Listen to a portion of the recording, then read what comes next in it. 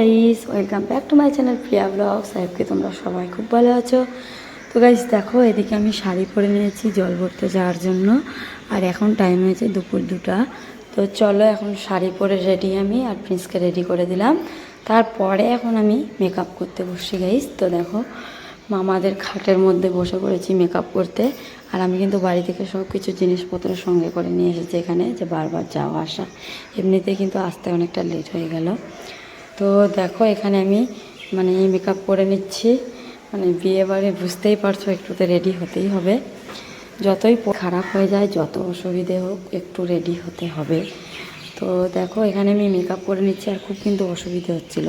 তার জন্য একেবারে গাইজ দেখো পুরোপুরিভাবে রেডি হয়ে তোমাদেরকে দেখাচ্ছি। তোমাকে কীরকম লাগছে তোমরা কিন্তু অবশ্যই কমেন্ট করে জানাবে। আর দেখো এখন কত সুন্দর লাগছে। বাড়ি থেকে বের হতে হতে একটা আলাদা রকম লাগছে গাইস, এত গরম লাগছে। দেখো আমি শুধু কেবলমাত্র বের হলাম আর ঘেমে কীরকম হয়েছি। তো একটু পরে মজাটা বুঝবো বাইরে যখন যাবো জল ভরতে। তো চলো তোমাদের সাথে জল ভরাটা পুরোটাই শেয়ার করছি, তোমরা পুরো ভিডিওটা এন্ড থেকে দেখো। দেখো গাইস এটা হচ্ছে আমার ফাইনাল লুক। আর এদিকে দেখো মামির মেয়ে মামিরা সবাই রুমের মধ্যে রেডি হচ্ছিল। তো আমি বাইরে আর ঘোরাঘুরি করছিলাম না, ঘরের মধ্যে বসেছিলাম এক জায়গায়।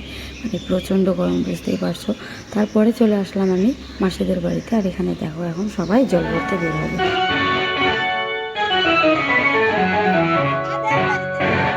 গাইজ দেখো আমরা ফাইনালি জল ভরতে বেরিয়ে পড়েছি। আর এটা হচ্ছে মাসির ছোট মেয়ে। তো আত্মীয় স্বজন কিন্তু খুব কম এসেছিল গরমে।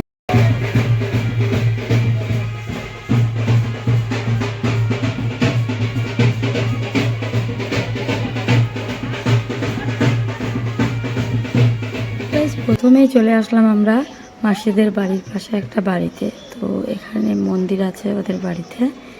আর এখানে দেখো কালী মায়ের পুজো হয়, তারপরে ভোলা বাবার পুজো হয়। তো প্রথমে এখানে পুজো করে নিচ্ছে বাড়ির সামনে, আর তারপরে আরও দূরে দূরে যেখানে আছে ওগুলোতে পড়ে যাবে। তো দেখো এখানে মন্দিরটা ভিতরে, এখানে যা যা নিয়ম হয় সব কিছু কমপ্লিট করে নিচ্ছে। তারপরে দেখো তুলসী দিদির কাছে পুজো করলো। আর মন্দিরের ভিতরে কিন্তু দিদিরা পুজো করছিলই। তো চলো এরপরে কোথায় যাই।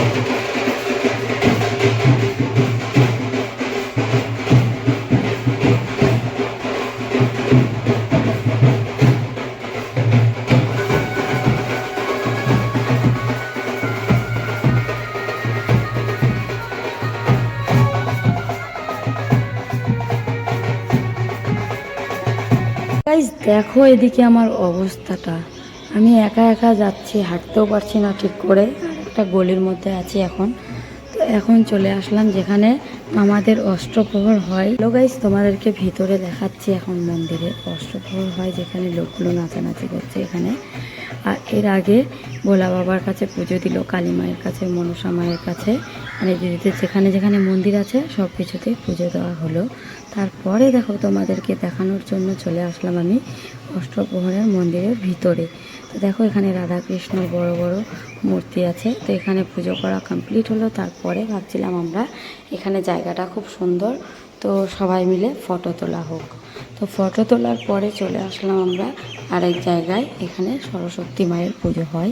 আমি কিন্তু মামাদের বাড়ি ফার্স্ট টাইম এতগুলো জায়গাতে ঘুরছি, মানে এর আগে এগুলোতে আসিনি। তো দেখো এটা হচ্ছে সরস্বতী মায়ের মন্দির, আর এখানে সবাই কিন্তু খুব নাচানাচি করলো। আর আমার অবস্থাটা দেখো গাইস কি হয়েছে, মানে বলে বোঝাতে পারবো না, এত বেশি খারাপ লাগছিল। মানে এগুলো গরমের মধ্যে নাচানাচি তো দূরে থাক, মানে মানে অসহ্য লাগছিল। তারপরে একটা বাড়িতে এখানে পুজো করছিল, তো আমরা বাইরে ছিলাম সবাই। তো তারপরে এদিকে আমি বসেছিলাম, আমার মুখ চোখের অবস্থা দেখে তো বুঝতেই পারছো আমাকে কতটা খারাপ লাগছে। তো এরপরে চলে যাচ্ছিল জল ভরতে যাওয়ার জায়গাতে। তো এটা জায়গা খুব সুন্দর গাইস, দেখো চারিদিকে এত সুন্দর লাগছিল, মানে একদম সবুজ।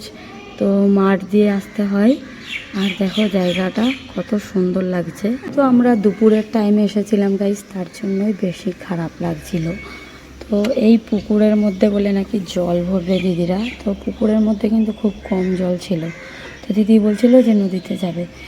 তো দেখো এখানে আরেক জায়গায় কালী মায়ের পুজো হয়, বাড়িতে মন্দির আছে, তো এখানে পুজো করে নিল। তারপরে সবাই ভাবলো যে প্রচণ্ড গরম আর লাইন বাজার যাওয়া যাবে না জল আনতে নদীতে, তো এই পুকুরের মধ্যেই নেমে পড়লো। এর আগেও কিন্তু মানে গ্রামে 3টে বিয়ে একসাথে, তো এখান থেকেই জল নিয়ে গেল, বলল মানে ওখানে একটু করে জল আছেই।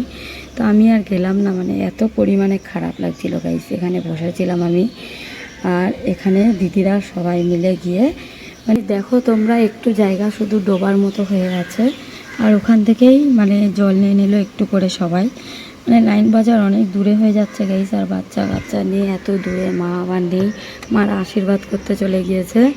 তো প্রিন্সকে নিয়ে ঘোরাঘুরি খুবই অসুবিধা লাগছিল। তো দেখো এখানে জল ভরছিল আর আমি এখানে বসেছিলাম।